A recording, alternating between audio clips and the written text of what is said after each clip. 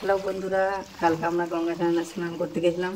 আমাদের স্নান হয়ে গেছে। এই দেখুন গঙ্গাতে কত জল, পুরো মনে হচ্ছে না সমুদ্রের মতো কীভাবে ঢেউ মারছে। দেখুন আমি ঢেউগুলো দেখাচ্ছি আস্তে আস্তে।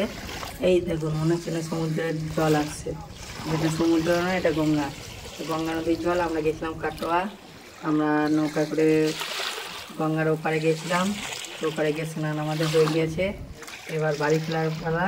কিন্তু সেই মুহূর্তে আমরা একটু ভিডিও করলাম। এই দেখুন কী অবস্থা, সব দোকান পর্যন্ত জল উঠে গেছে, কত উঁচু পর্যন্ত জল উঠে গেছে। জলের ঢেউটা শুধু দেখুন, বিশাল জল। আবার এদিকে আকাশে মেঘ করেছে, দেখি কি হয়, ভয় লাগছে। আবার নৌকা করে তো ওপার যেতে হবে।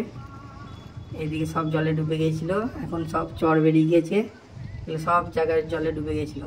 আর এগুলো সব যারা জল ঢালা, শ্রাবণ মাস জল ঢালা উপলক্ষে শিব ঠাকুরের বাঘ রাখার জন্য জায়গা করা আছে।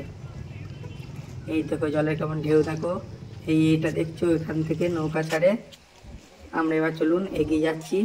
এগুলো সব জলে ভরে গিয়েছে, এগুলোতে জল থাকে না সারা বছর, বর্ষার সময়তে জল থাকে, জলে ভরে গেছে। দেখে মনে হচ্ছে একটা পুকুর। এই দিকে নৌকা আসছে যাচ্ছে, এখানটায় আমরা যাবো, যেখান থেকে নৌকা করে ওপার যাবো কাটোয়া। আমরা চলে এসেছি।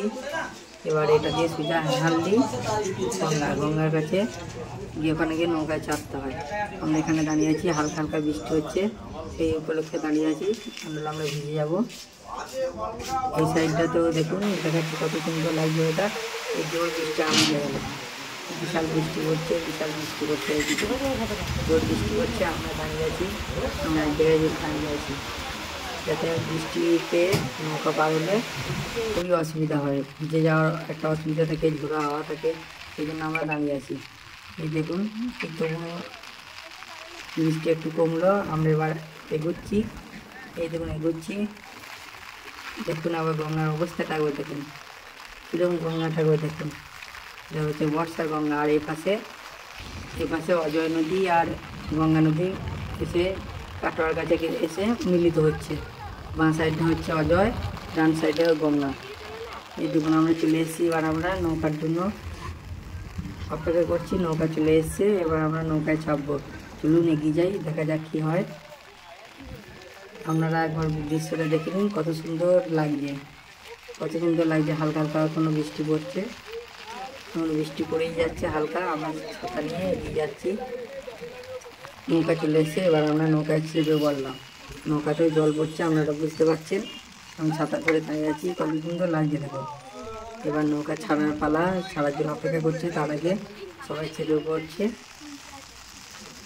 এই বাঁ সাইডে যেটা দেখছি, এই দিকটা হচ্ছে গঙ্গার ওপারে একটা মন্দির, এই সাইডে হচ্ছে একটা বাঁ দিকে অজয় নদী, ডান দিকে গঙ্গা নদী এসে মিলিত হচ্ছে। আমাদের নৌকা ছেড়ে দিয়েছে, আমরা এবার এগোচ্ছি। নৌকা এখন এগুচ্ছে, আর নৌকাটা এখন বিশাল দুলছে। তোমরা ভিডিওতে বুঝতে পারছো নাকি জানি না, নৌকাটা প্রচুর দুলছে। নৌকা এবার ইঞ্জিন স্টার্ট দেবে, ইঞ্জিন স্টার্ট দেওয়ার অপেক্ষা করছে। এই ইঞ্জিন স্টার্ট দিয়ে দিলেন, ইঞ্জিন স্টার্ট দিয়ে দিল। আমরা এগিয়ে যাচ্ছি, নৌকার জলের স্রোতটা দেখছি, নৌকাটা দিয়েছে। আপনারা ভিডিওটা বুঝতে পারছেন জানি না, জলের স্রোতটা দেখুন বিশাল ছিল। আর এর মধ্যে আপনাদেরকে দেখাতে পারলাম না, কিন্তু শেষে লাফাচ্ছিল। কিন্তু আমরা গঙ্গার একটু কাছে চলে এসেছি, মাঝ গঙ্গার কাছে। অপর পাড়ের নৌকাটা পার হলো, ক্রস করলো।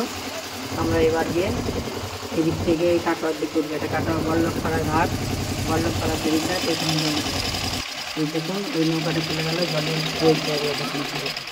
আর প্রকৃতির দৃশ্যটা